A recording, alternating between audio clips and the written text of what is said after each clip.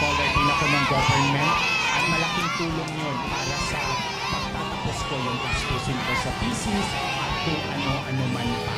So yun po yung isa sa focus at goal ng ating Socio-Civic Project Fund and yung presidential.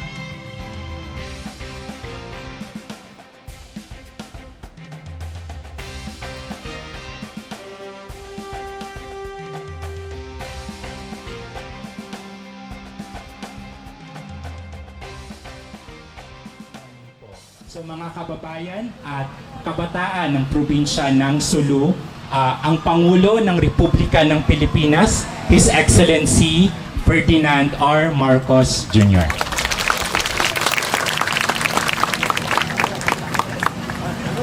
Ito na yung ating mga presidential scholar mga presidential scholar. At ito ay kasama doon sa, narinig ko pinapaliwanag sa orientation na ito yung pondo na binigay ng national government sa barangay. Kada barangay, nagbigay tayo ng 200,000. Ang request namin lang sa mga barangay officials ay yung 200,000, yung 100,000 gamitin para sa scholarship. Ito ngayon, kaya naman, sabi ko mamili kayo sa bawat barangay, mamili kayo ng 5. At bibigyan natin ng 100,000, tig 20,000 lahat para may 5 ang bawat barangay. And this is yun yung nakuha ay yun ang ating ang naging presidential scholar. So ang sabi nga namin, basta't mamili kayo as much as possible yung malapit na magtapos pero baka hindi matapos dahil for whatever reason, dahil walang pambayad, kailangan magtrabaho, whatever reason, para naman yung mga medyo malapit na magka-diploma ay matulungan natin para naman makatapos kayo. Yung napakahalaga. Ginagawa natin to dahil for many reasons. Dahil importante ang education. Para sa akin, ito ang pinakamahalaga na maibibigay ng pamahalaan para sa ating mga kabataan. It's the most important service. I believe, I have always been, ang aking prinsipyo na ang edukasyon ay hindi ito pribilehyo. Ang edukasyon ay karapatan ng ating mga kabataan. At importante na magpa-training tayo, papaganda natin ang training ng ating mga kabataan para sa sarili ninyo, para sa mga buhay ninyo, para sa pamilya ninyo, para sa community ninyo, ay makakabuti ito, makatapos man lang kayo o makapag-aral kayo na mabuti, makapag-training kayo. At kasama na rin doon yung pagkikilala. Alam mo naman, kaming nandito nakaupo ngayon, hindi naman kami ang nandyan forever. Kaya't darating ang oras na kayo na, mga kabataan, kayo na mga leader ng Pilipinas. Hindi lang sa gobyerno, pero sa gobyerno, sa negosyo, kung ano-ano sa lahat ng sektor. Kayo na ang hahanapin ng ating mga kababayan na tumulong at magserbisyo. Kaya't dapat handang-handa na kayo. So, ang simple lang naman ang i-advise ko sa inyo, no? Talagang pakinabangan ninyo na mabuti itong pagkakataon na ito at napakahalaga ng edukasyon. Ayan, from personal experience ko masasabi yan. Dahil ang pinakamaganda sa education, ang pinakamaganda sa may kaalaman ka, kahit ano pang mangyari sa buong buhay ninyo, pagkatapos na ninyo pag nagtapos na kayo, kahit ano pang mangyari, hindi na makukuha ang kaalaman ninyo sa inyo. Hindi malulusaw yan, hindi pwedeng nakawin yan, hindi pwedeng agawin yan, nasa inyo na yan. At araw-araw, maaalala ninyo na ito pala ay napakalaking tulong para sa ating mga kabuhayan.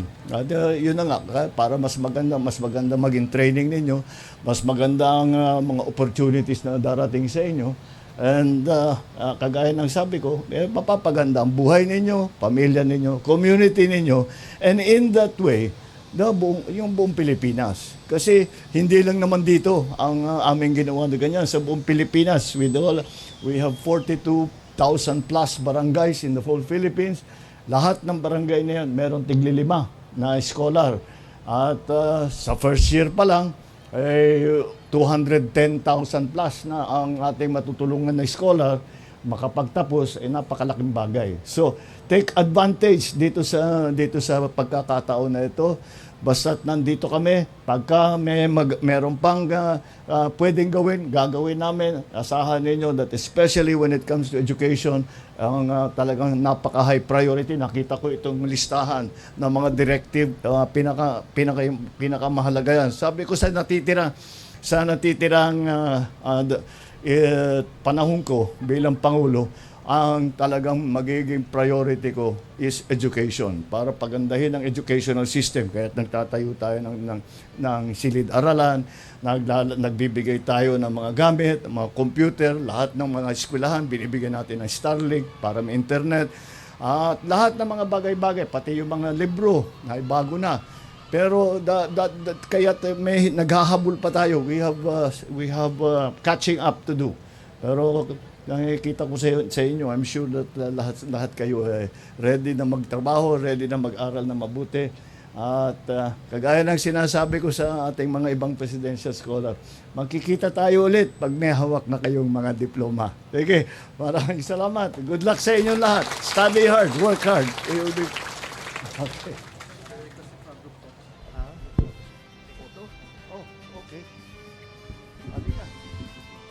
Muli, maraming salamat po sa ating president.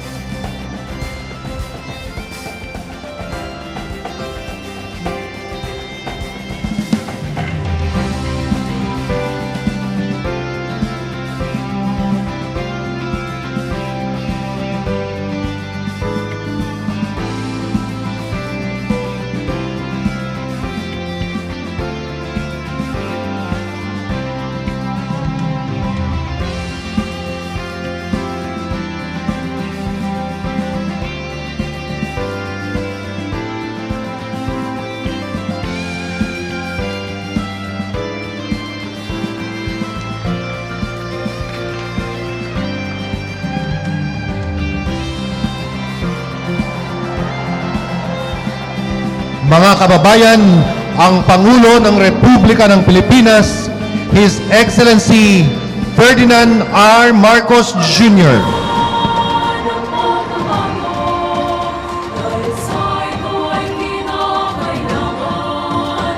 Ngayon po ay ating natutunghayan ang pamamahagi ng mga bigas sa bawat pamilya dito sa probinsya ng Sulu. Ang programang ito ay sinasagawa bilang bahagi ng pinalawak na implementasyon ng Local Government Support Fund o LGSF sa buong bansa na naglalayong mapabilis ang paghahatid ng tulong at mga pangunahing pangangailangan sa bawat komunidad, lalo na sa mga pamilyang higit na nangangailangan. Ang ating mahal na Pangulo ay namamahagi ng tig sa 10 kilong bigas sa ating mga beneficiaries bilang simbolo ng patuloy na pag-aruga at suporta ng pamahalaan sa sambayanang Pilipino. Sa pamamagitan ng inisyatibong ito, patuloy pong pinagtitibay ng pabansa at lokal na pamahalaan ang kanilang pagtutulungan upang masiguro na may agarang suporta na direktang na ipapaabot sa ating mga kababayan. Patunayan ito ng malasakit ng administrasyon sa kapakanan at pang-araw-araw na pangangailangan ng bawat Pilipino.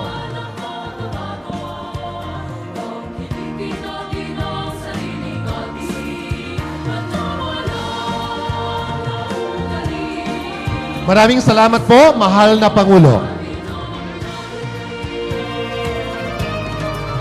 Muli mga kababayan, ang Pangulo ng Republika ng Pilipinas, His Excellency Ferdinand R. Marcos Jr.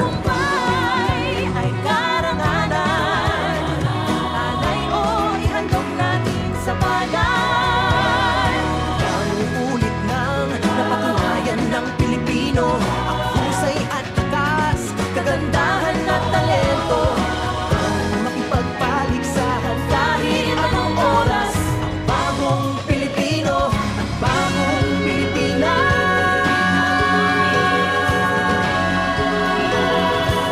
Maaari na po tayong maupo.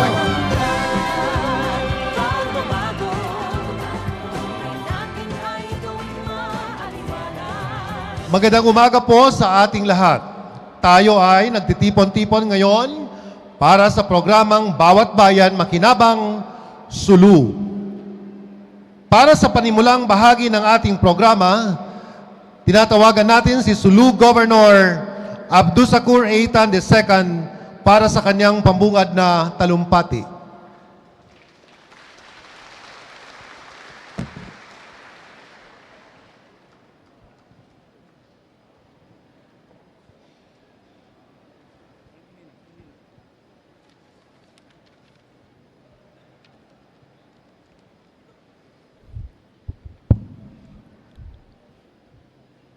Assalamualaikum warahmatullahi wabarakatuh. Good morning to everyone. Sa kagalang-galang na Pangulong Ferdinand R. Marcos Jr., sa mga kilalang opisyal ng ating pambansang pamahalaan, mga miyembro ng gabinete, mga lokal na pinuno sa ating mga pinunong pangrelihiyon, mga kinatawan ng civil society, ating security forces, mga pinagpipitagang panauhin, at sa aking mga kababayang tausug, magandang umaga po sa inyong lahat.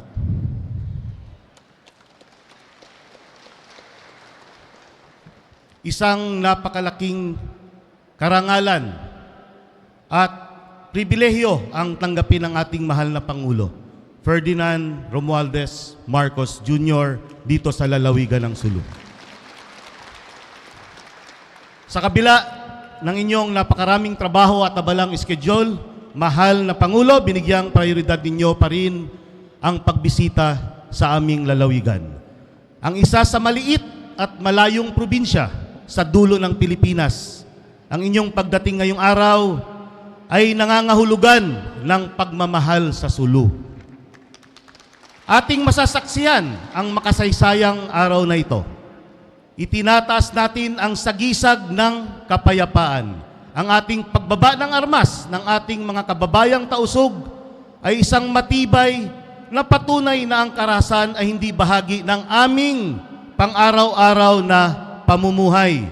Ang mga tausug ay hindi nabubuhay para sa patuloy na pakikibaka, bagkus kami ay naghahangad ng pag-unlad at transformasyon.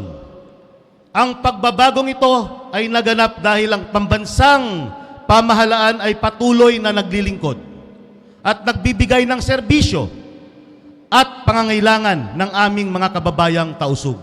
Ang tausug ngayon ay hindi na katulad ng mga nagdaang panahon, sir. Ang tausug ngayon ay nabubuhay ng payapa at nagsisikap at naghahangad ng kaunlaran. Mahal na Pangulo, ang programang hatid ninyo sa amin ngayon, partikular na ang scholarship na binigay ninyo at pamamahagi ng bigas sa aming mga kababayan ay napapanahon at napakahalaga para sa mga mamamayan ng Lupasug. Katuwan ng positibong hakbang na ito, ang taong 2026 ay isang krusyal na yugto para sa amin dahil formal ng sisimulan ng Sulu ang transisyon patungong Region 9. Sa darating na taong 2027, ganap na kaming mapapabilang sa Region 9. isang bagong kabanata na haharapin namin ng may pag-asa at kahandaan. Mahal na Pangulo, ang inyong pagbisita ay higit pa sa isang opisyal na pagdalaw. Ito ay isang malinaw na patunay na mayroong solusyon sa mga hamon aming kinakaharap, lalo na sa sektor ng kalusugan, Department of Health, at sa edukasyon, Department of Education. Naghatid kayo sa amin ng pag-asa.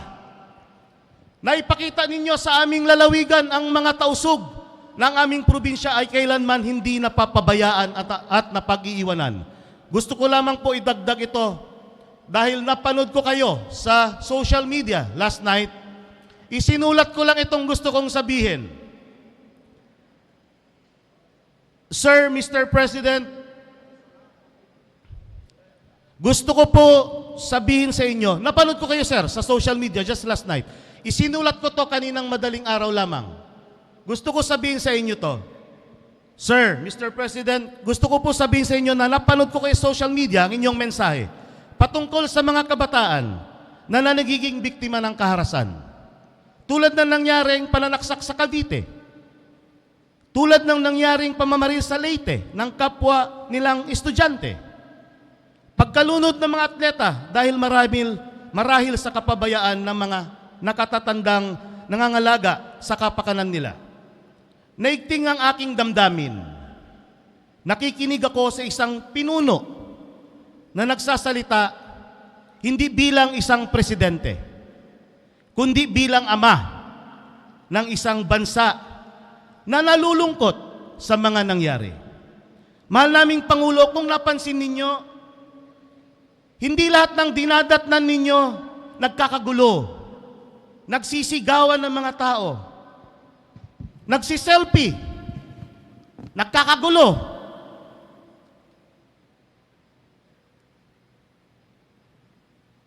Ang mapapansin nyo, sir, nakatitig lamang sa inyo. Pumapalakpak. Walang nagtatakbuhan. Mahal na Pangulo, ito ay sa kadahilanan na ang tingin namin sa inyo ay hindi ordinaryo. Ang tingin namin sa inyo hindi barkada. Ang tingin namin sa inyo ay isang ama na inaasahan namin sa lahat ng bagay at magiging sandalan namin sa lahat ng magiging problema ng aming probinsya.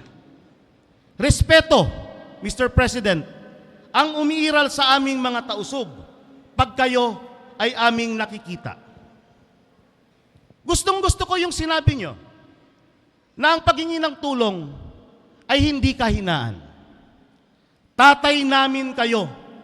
Tatay kayo ng buong sambayan ng Pilipinas. Welcome to Sulu, sir. Maraming salamat po. Maraming salamat, Governor Tan. Sa puntong ito, ating inanyayahan ang ating mahal na Pangulo upang pangunahan ang paggawad ng Socio-Civic Projects Fund or SCPF Financial Assistance na may kabuwang halaga ng 82 million pesos, kung saan may tig to 200,000 pesos ang bawat barangay.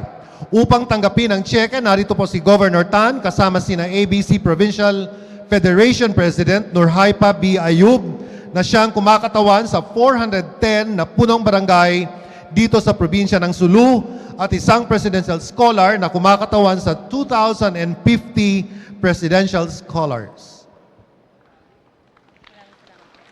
Maraming salamat po, mahal na Pangulo.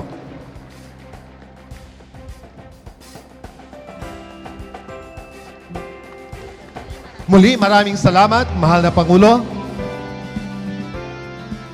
Ngayon naman po, ang ating tinatawagan si Special Assistant to the President, Antonio Ernesto F. Lagdameo Jr. upang ipakilala ang ating panauhing pandangal. Ladies and gentlemen, the President of the Republic of the Philippines, His Excellency Ferdinand R. Marcos Jr. Maraming salamat, Sap Anton. Assalamualaikum. Sa inyo, please take your seats. Magandang umaga sa inyong lahat. At Maraming salamat sa napakainit ng inyong salubong na ibinigay sa atin. At ako naman ay natutuwa na nakarating ako dito sa inyo para naman tignan itong aming bagong programa na nailabas. Ito yung bagong programa na galing una-una. Dalawa po ito. Yung una po ay galing po sa LGSF. Ano ba yung LGSF? Ang LGSF ay Local Government Support Fund. At ito ay pondo na nasa national government para ibigay sa mga local government. Ngunit, noong nasa nakaraang taon, na ilang taon, hindi natin nalalaman kung paano ang sistema na paano pag-release, paano pag-avail dito sa LGSF.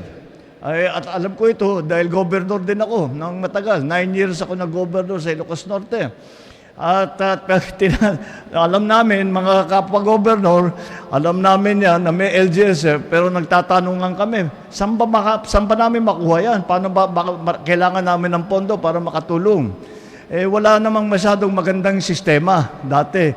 Kaya sa 9 years ko bilang gobernador ng Ilocos Norte, hindi ako nakakita ng kahit isang kusing doon sa LGSF na yan. Kaya sabi ko, nung ako'y naupo na bilang Pangulo, eto na ang pagkakataon ko para ayusin yung sistema na yan. Kaya ang ginawa natin, ang LGSF ay imbis na ang national government ang nag-implement. At sabi ko, ba't pa tayo ang gagawa? Nandyan na ang local government. Walang ginawa ang local government kung hindi maghanap ng kung anong paraan para tulungan ang taong bayan. Kaya sabihin natin sa kanila, sila na ang mag-distribute, sila na ang gumamit. Kaya yan po ang aming ginawa. At ang una namin hiningi sa ating mga local government, ito po sa mga gobernador, magbibigay tayo sa ating mga mayor. Mamaya meron pa sa mga barangay official. Pero itong LGSF, para sa ating mga lungsod, para sa ating mga municipality, para sa ating mga probinsya. At kasama dito sa pagbigay nating LGSF, ito na pag-distribute ng tig sa 10 kilo ng bigas, sako ng 10 kilong bigas para sa doon sa mga nangangailangan. Dahil ay kumuha kami ng listahan sa ating mga local government. Doon sa lugar ninyo, sino ba, bigyan nyo kami ng listahan, sino ba ang nangangailangan ng tulong? Sino ba ang hindi nakakatiyak, nakakain na 3 beses sa isang araw? Dahil po, hindi ko makalimutan, nung ako'y unang umupo, na-interview po ako. At ang tanong sa akin, ano bang pangarap mo para dito sa termino mo bilang Pangulo? Nag-isip ako ng sandali at naisip ko, sabi ko, ang pangarap ko talaga, ang dream ko talaga, ay makisa na wala ng gutom na Pilipino. Kaya't lahat ng dapat na hindi nakakatiyak sa kanilang pagkain, yan ang unahin nating tulungan. Kaya't binatibay natin ang agrikultura para maganda ang ating food supply. Pero sabi ko, kailangan natin bigyan talaga yung mga nangangailangan. Paano natin gagawin? Dati, ang dating gawi ay pupunta ang mga may team na galing national government, bababa sa local government, tapos magse-survey, sino ba dito ang mga kailangan. Kako sa kanila, pag ginawa natin yan, napakatagal niyan. Kasi bawat ng team, tapos magbibigay sila ng application, tapos aakyat ulit.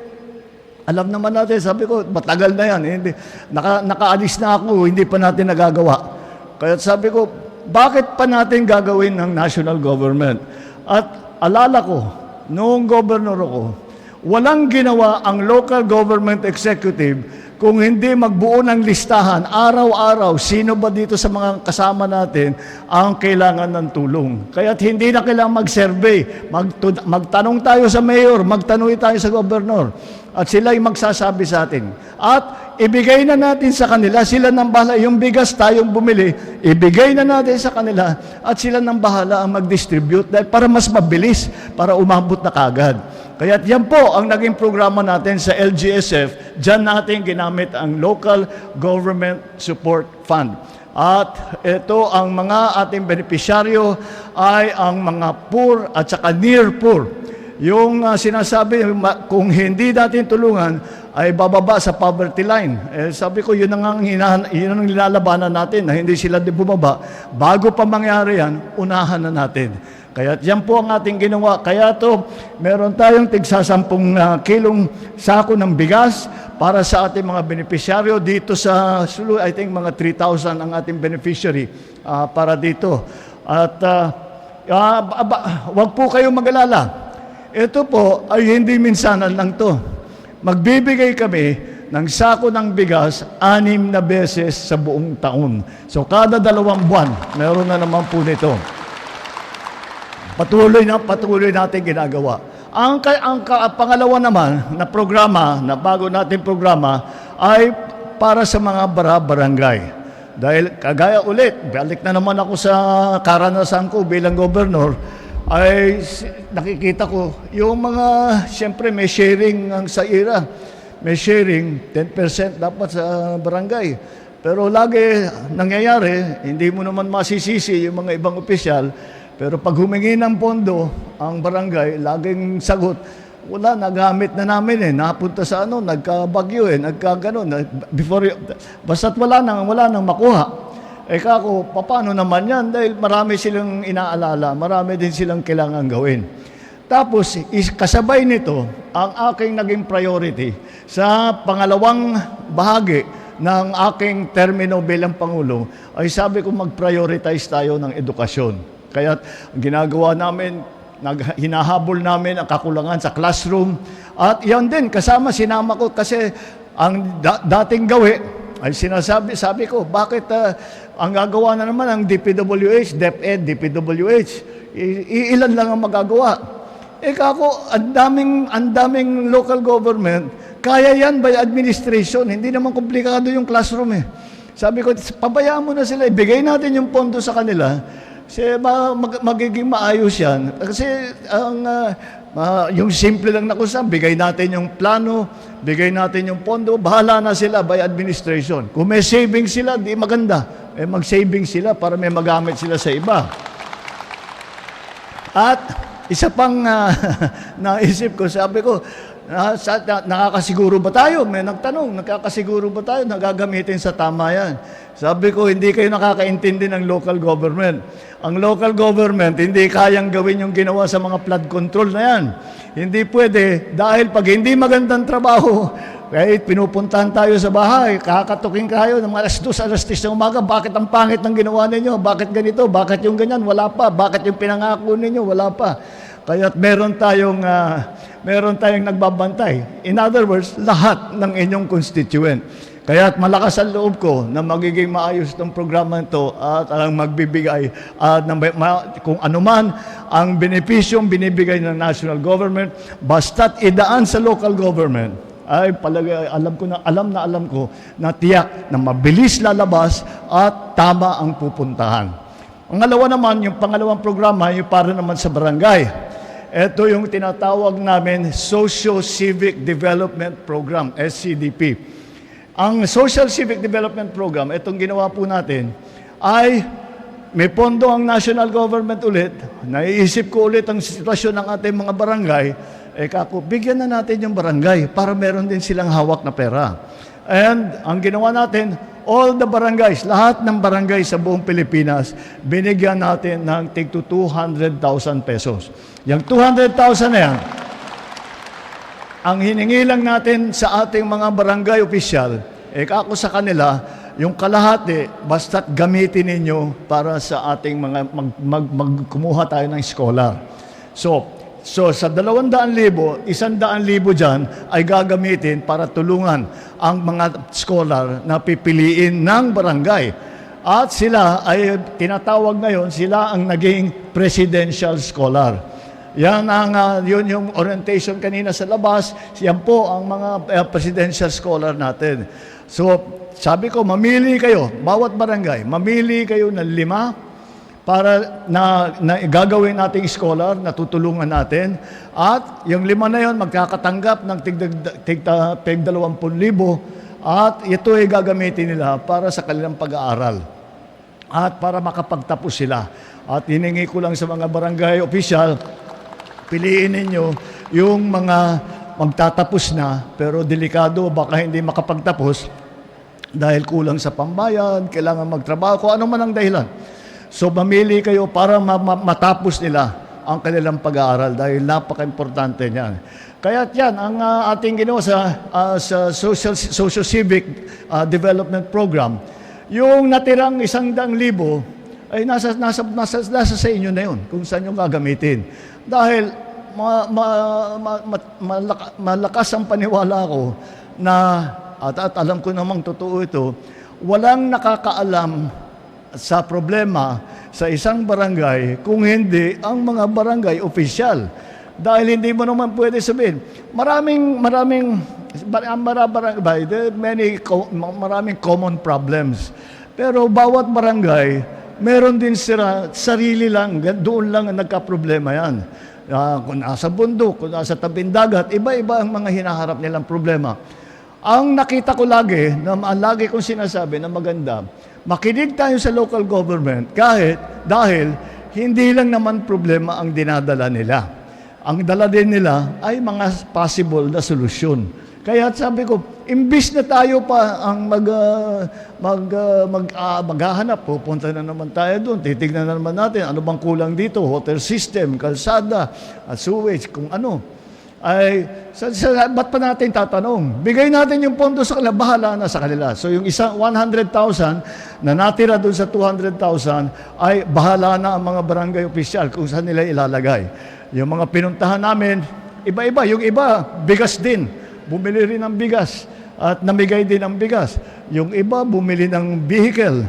Yung iba, may sariling programa. Merong inayos ng kalsada. May ginawa na, may magtayo na nagbuo ng barangay road. Kaya yan po ay ang pagkakaisa at pagkokoordinasyon ng national at saka local government.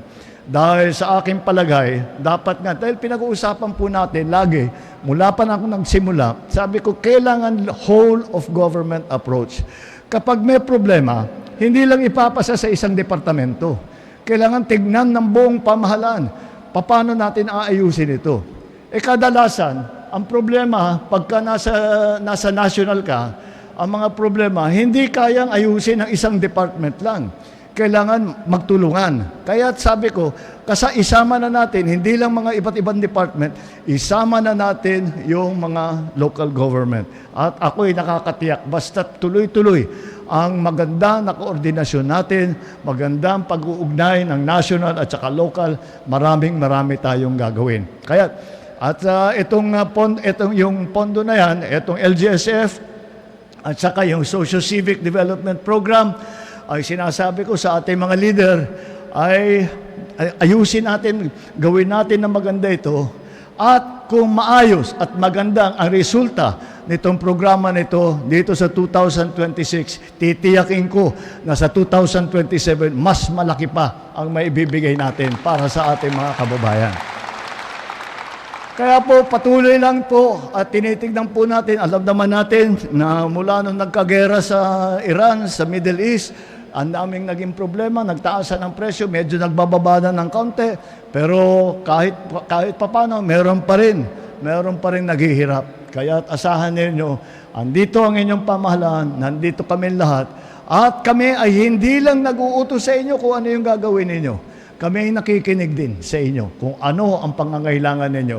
Kaya pagka meron kayo talagang problema, ay wag kayo magdalawang isip. Lumapit kayo sa mga local government official. Lumapit kayo sa mga national agency kung anong pangangailangan. Kung kayang gawin ng ating pamahalaan, alam ko sa lokal, kung kaya nilang gagawin. Kami naman sa national, kapag meron kayong lilinapit sa amin na kaya namin ayusin, kung kaya natin gawin, asahan ninyo na gagawin natin yan. Hanggat maaari, kami ay gagawin namin lahat para tulungan kayo. Asahan ninyo, laging nandito, laging kasama ninyo, laging katabi ninyo ang inyong pamahalaan. Hindi kayo kinakalimutan, hindi kayo binabaliwala, kung hindi kayo ang gitna, kayo ang sentro ng lahat ng aming ginagawa. Lahat ng aming ginagawa ay para sa taong bayan. Asahan ninyo, hindi po titigil ito, patuloy po ito hanggat masabi na nga natin na lahat ng ating mga kababayan na nangangailangan ay naalalayan natin, natulungan natin, nabigyan natin ng kaunting ginhawa para maging mas maganda naman ang kanilang buhay. Yun lang po. Ito po ang ating dalawang programa. Maraming salamat sa inyong pagdating. Magandang umaga po sa inyong lahat. Maraming salamat po, mahal na Pangulo. Ngayon po ay ating inihiling sa ating mahal na Pangulo ang isang group photo kasama ang lahat ng ating mga benepisyaryo at mga bisita. Hinihiling din po natin sa ating mga beneficiaries at mga bisita na magsitayo at samahan ang ating mahal na Pangulo.